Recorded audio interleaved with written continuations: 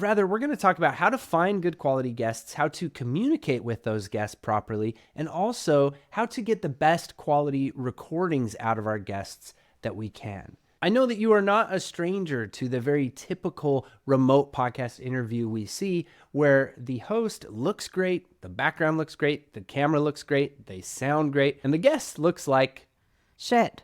They do.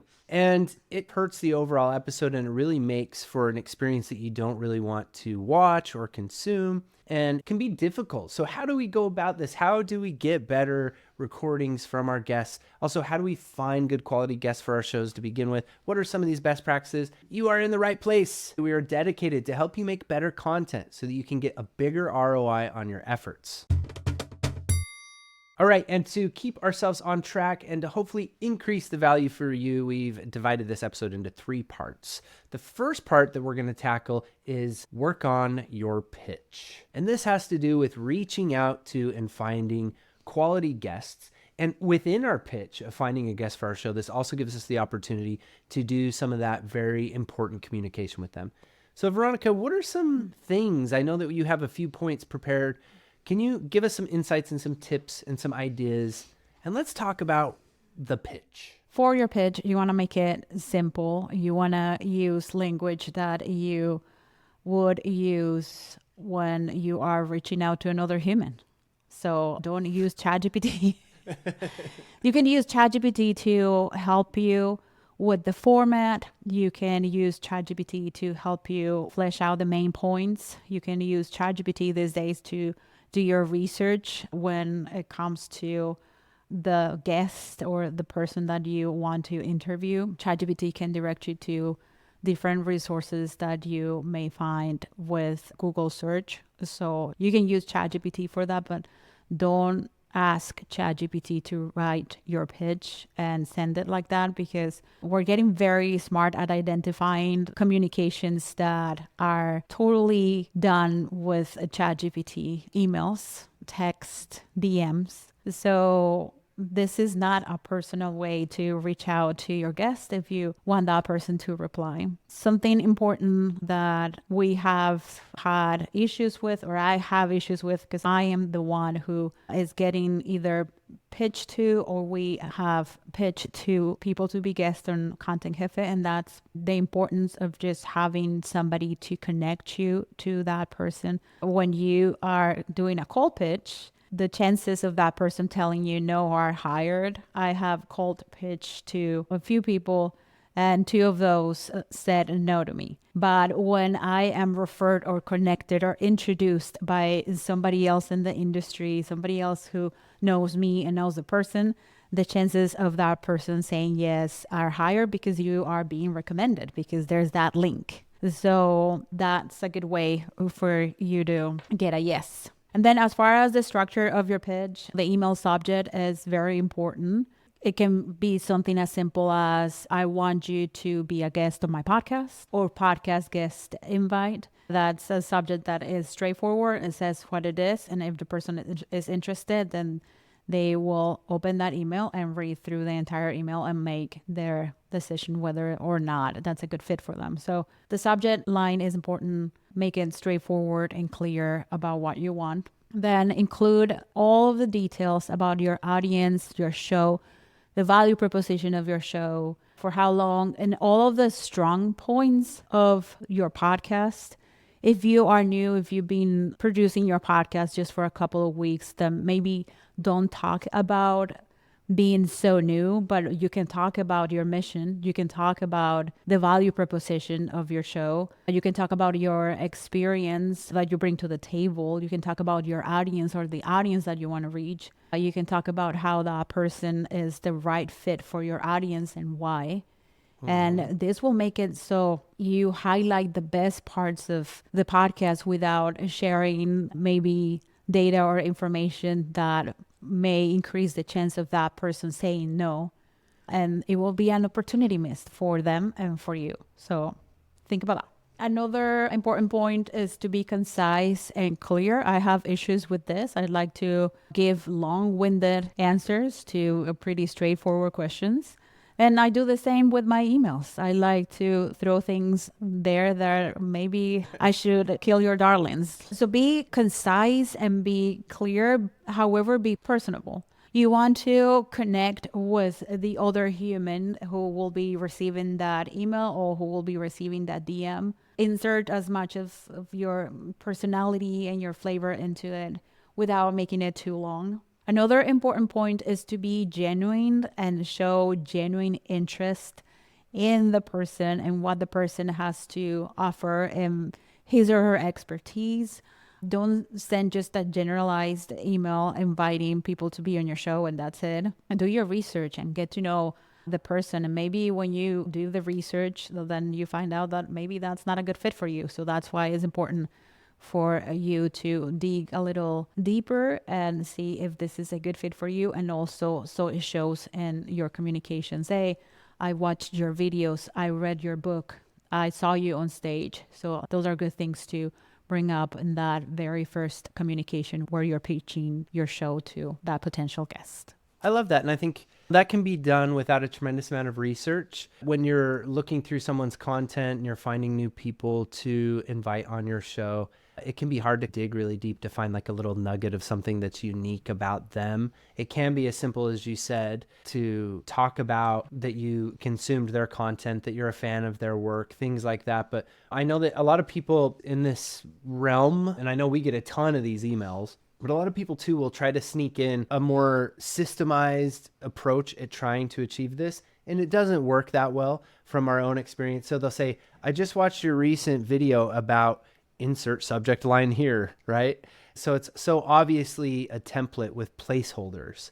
So try to avoid the placeholder thing and ask yourself, I think this is what you're suggesting, is just ask yourself when you're looking at their content, why do I want this person on my show? Why would my audience be interested in them? And what is it about them that I love? And then just articulate that. There's this thing about you I love and my audience would love you. What do you say? You want to be a podcast guest? And I love the straightforward subject line, podcast guest invite, because actually we're all looking for podcasts to be on. And most people don't actually get invited on podcasts enough. And even those who have hundreds and thousands of emails and subject lines, they will check that or at least star it to look at it later if it says podcast guest invite, because they're going to go check out your podcast. And perhaps that's something else to have in mind is what links are you including in the email, and having a strong CTA, which every good pitch ends with a strong CTA. Be very clear about how they can communicate you, how they can check out your show, and where they can schedule a time to be on your show. And with that, I now think we can confidently move on to the second big thing. And this is a huge topic, and I really feel like it's one that is so fun. It can be very creative, and yet so many of us as podcast hosts just drop the ball with this. And it's really easy to drop the ball when we're running the whole show solo, but it's something that we've got to implement. And if we aren't running the show solo and we are working with a PR firm, or we are working with an assistant who isn't doing some of these things, then we need to make sure that we set that up as well. And that is to provide detailed instructions and to practice good communication. So Veronica, I know that you have a few really awesome ideas and points about this, providing detailed instructions to our guest beforehand and good communication and what that would look like. Well, the first point here is to assume nothing and provide all the details of this encounter, for lack of a better word. Don't assume that people know that they have to show up ready for camera. They may not know that this is a video podcast too. Don't assume that they have things figured out as far as the technical. Even if they are a podcaster too, it's a good practice to send instructions as far as how you will connect, how you will record the interview, what kind of equipment is required or necessary for the interview to be successful. And the more you practice good communication, the more you have things clear and troubleshooted and ready for that day, the more you will feel confident, your guests will feel confident, and the best the experience will be for both parties. So don't assume anything. Provide detailed instructions. I like that. So it's about what platform we're going to be on, whether or not it's a video or just audio only podcast. And aside from that, I think maybe detailed instructions may also include talking points, what you're planning on getting into a little bit.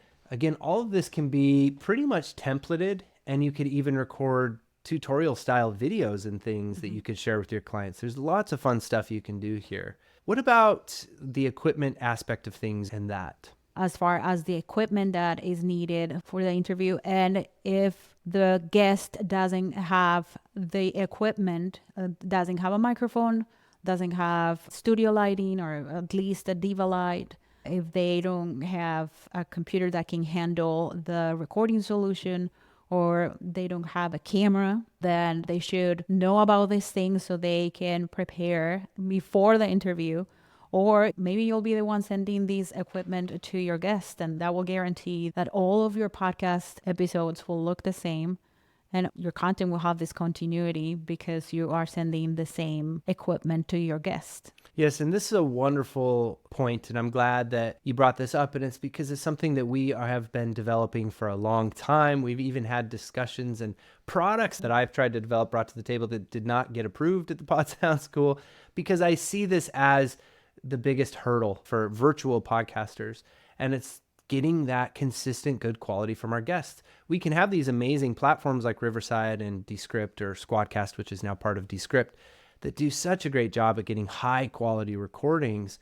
But even the highest quality possible recording in a scary basement bedroom with no lighting and a bad composition and not a good camera, it's not going to look good, right?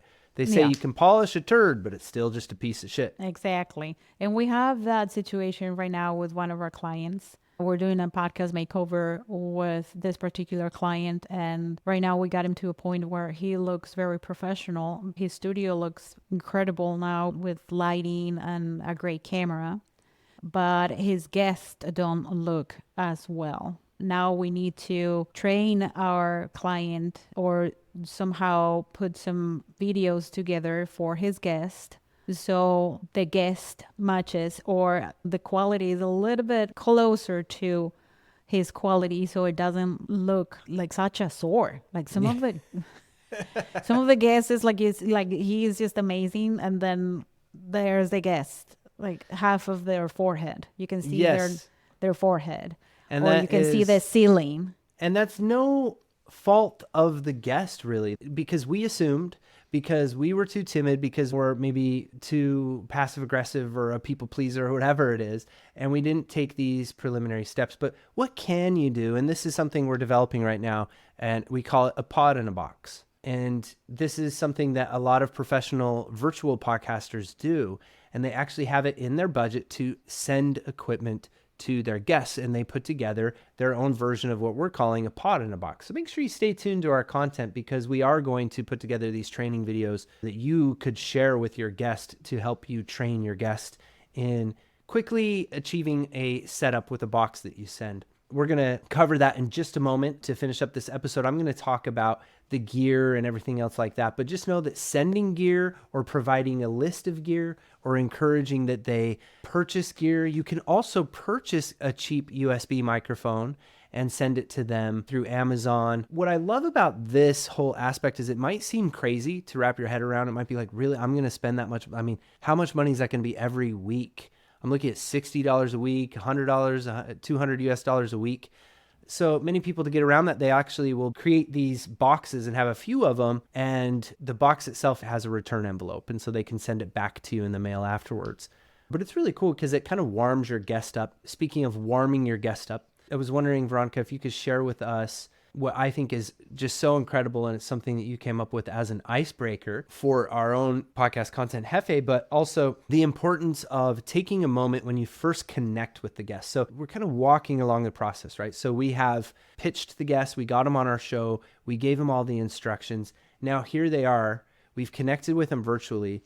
What can we do to make them more comfortable and to warm up with them? So I do this for them, but also for me, because podcast interviews can be a little nerve-wracking, and you may come up with all of your insecurities. You know, are you going to say the right thing? Are you going to ask the right questions? Are you going to use proper English? English is my second language. Am I going to mess up? So it's a good thing for you to not jump into the interview call, but just have a little of like a moment where you get to break the ice and also like to warm up to each other. So what I do is like, and I did this in one of my interviews, I just asked the guest to take a breath with me. I could see that that was kind of like a weird thing that I asked him to do, but he wasn't bored. And that just calmed me down, and we were relaxed and we were able to get into the interview. Another thing that occurred to me, because I was interviewing somebody who also has a YouTube channel. So I'm like, well, he is there. This is how I take pictures for my thumbnails for the episode on YouTube. So I'm just going to ask him to do his best YouTube face. And if you don't know the YouTube face, just go to our channel. You see me like making all sorts of weird faces. So you do that. You ask them, well, could you come closer to the camera? Maybe we can just be silly or do like a certain pose. And this is going to be what I will use to promote the episode on Instagram, on LinkedIn. So right there, you are breaking the ice. You're relaxing into the interview.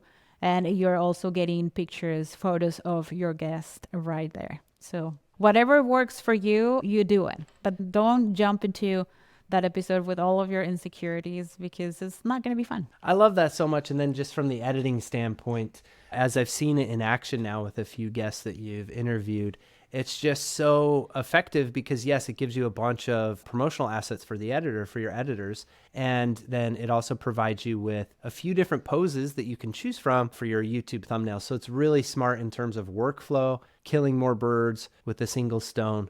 I just think it's a really good idea. It's the icebreaker of let's have a little photo shoot and capture the thumbnail for this episode together. Little games, little warm-up segments, anything that you can think of that matches your personality. Breathing exercises can also be a way to get your guest in the right zone that you want them in.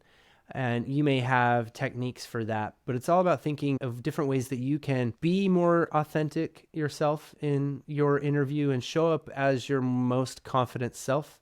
Because what's interesting, you mentioned slipping up on words, maybe English being your second language, or in my case, it's all the technical stuff. So then I try to control everything as a way to kind of appease my anxiety in the interview.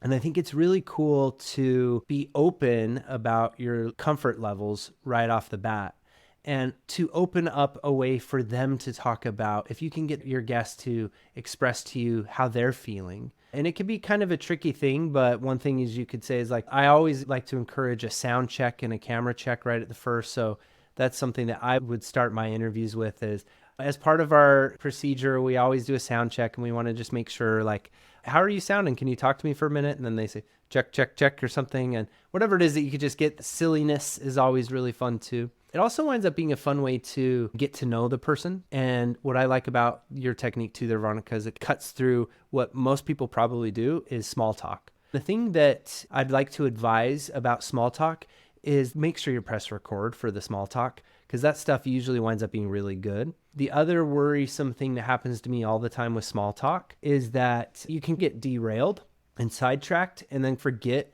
about what your episode was even going to be about to begin with.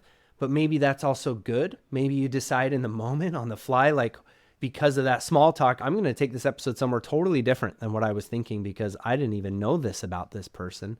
And that was revealed in the small talk. So all of these things are very nuanced and take a lot of practice. But I really love that tip from Veronica. So thank you for sharing that with us. You're welcome. And finally, now the last thing is engaging in the conversation and being a good listener. So we're still here in the interview now. So we did our icebreaker and now we're actually in the interview. It's not just about like understanding that we have an audience, right? And that we want to be there on behalf of our audience. So we want to be the spokesperson for our audience and ask the questions they would ask if they had this person connected with them. I think that that's there, and hopefully a lot of us have that. But what else can we do, and what do you mean by engage in the conversation? What I mean by engaging in the conversation is to be fully present. Like, it has happened to me that I finished podcast interviews and I don't even remember what I said. Because either because I was nervous or because I wasn't fully present. So if you are to worry about, am I going to ask the right questions? Am I going to sound eloquent? Am I going to sound like I have my shit together? Am I going to sound like a professional? Am I going to sound like Larry King? Am I going to be Joe Rogan? Like, there's a reason why Joe Rogan is popular and his podcast is as famous as it is because Joe Rogan doesn't want to be anybody else. He shows up and he asks the questions that he is curious about. And he is Joe Rogan. So show up as you are with your innate curiosity. Have a few points that you want to touch on, because whether that's going to give you SEO or is because of, the keywords that you have planned for that episode, but be fully immersed in that conversation and come from a place of curiosity. Like, how exciting is that you get to sit down with somebody and have their full attention for a whole hour. You can ask them anything related to their authority and their expertise, and that this will be broadcasted to hundreds of people, thousands of people, or millions of people. Like, who knows?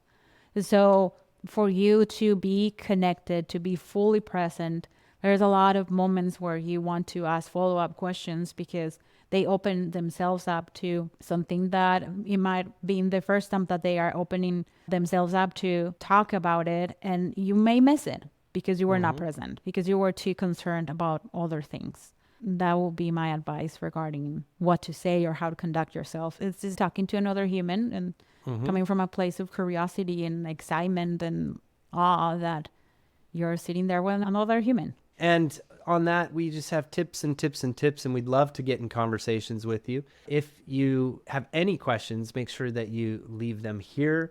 One of the things that can also really help with the confidence, and you made me think of this when you were talking, Veronica, is to know that you have an editor.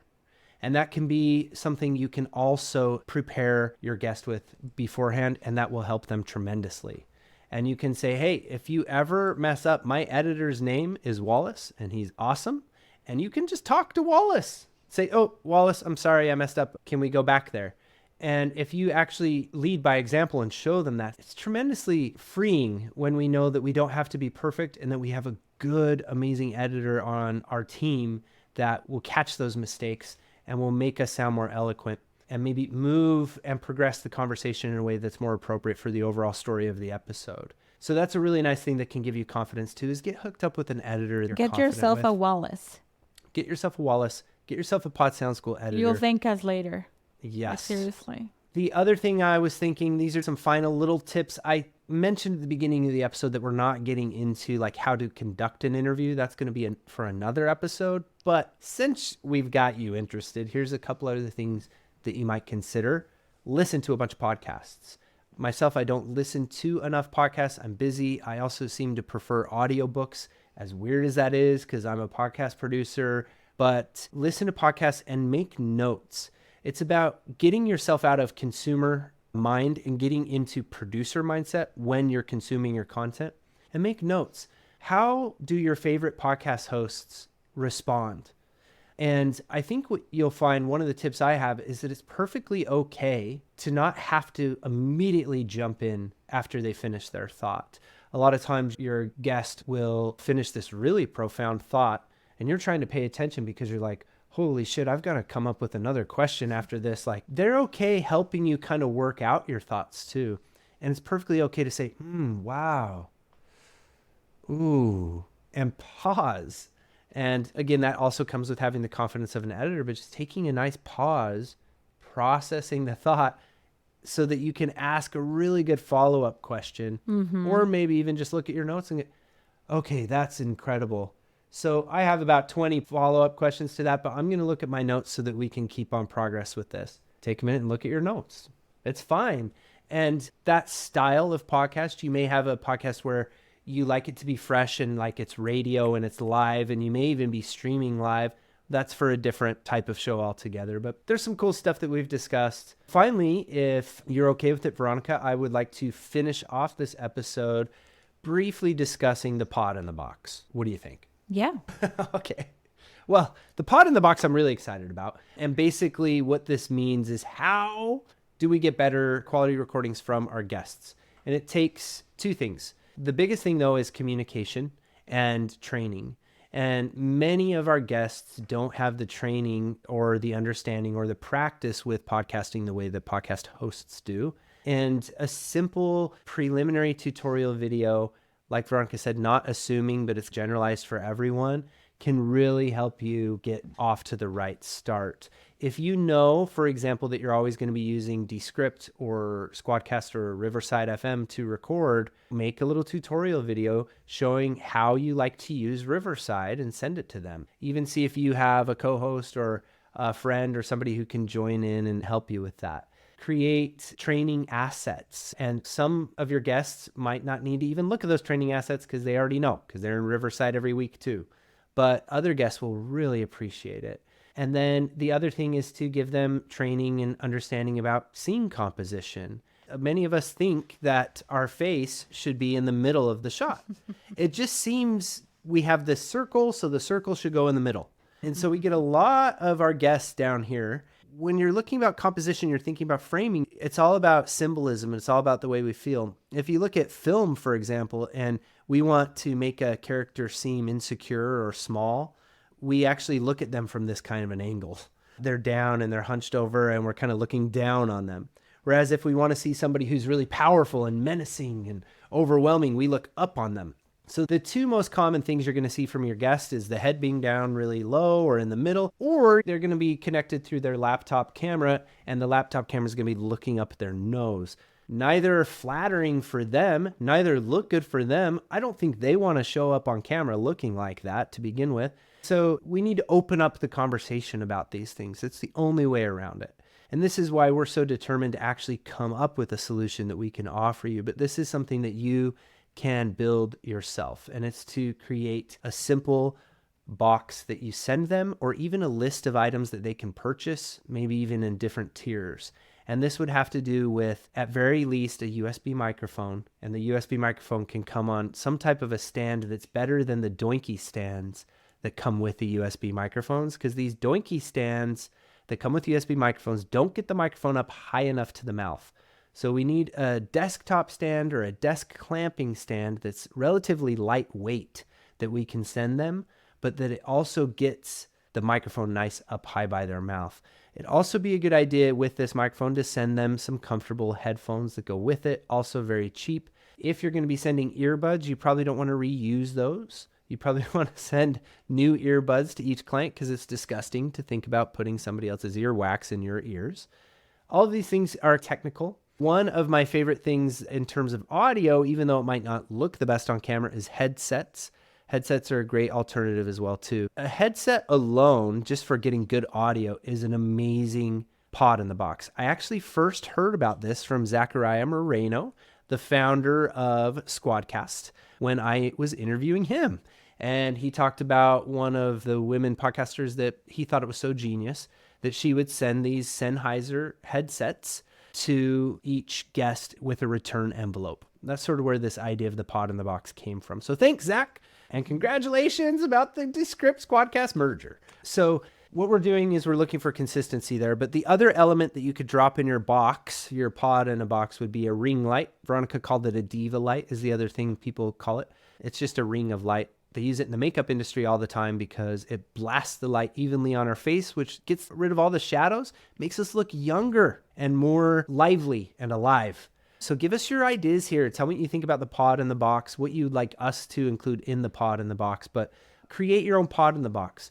Even if you don't have the budget for it, can you come up with a way to incentivize or encourage your guests to at least purchase a $60 podcast microphone? Those are the technical considerations. And I hope this gave you a lot of food for thought. I hope this is moving you in a better direction and encouraging you that just open your big bocota, as Veronica would like to say.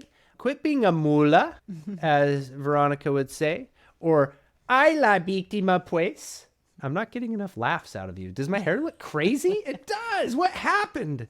I finally put these headphones on because I can't put earbuds in anymore. I just won't. I'm not going to put earbuds in anymore. I hate the way I look in headphones. And maybe somebody could design headphones that don't make people look like they're an airline pilot, that are comfortable. Ooh, there's those ones that wrap around your ears. I'm going after that next. But they go inside your ear. They do, but they're more comfortable. They're not as invasive as a lot of these earbuds are. But I also don't like the way that the sound penetrates the eardrum so aggressively with ear pods. But there's my audio engineer coming up again. Please do leave your comments here if you have any questions, any concerns, any ideas, and any suggestions for future episodes.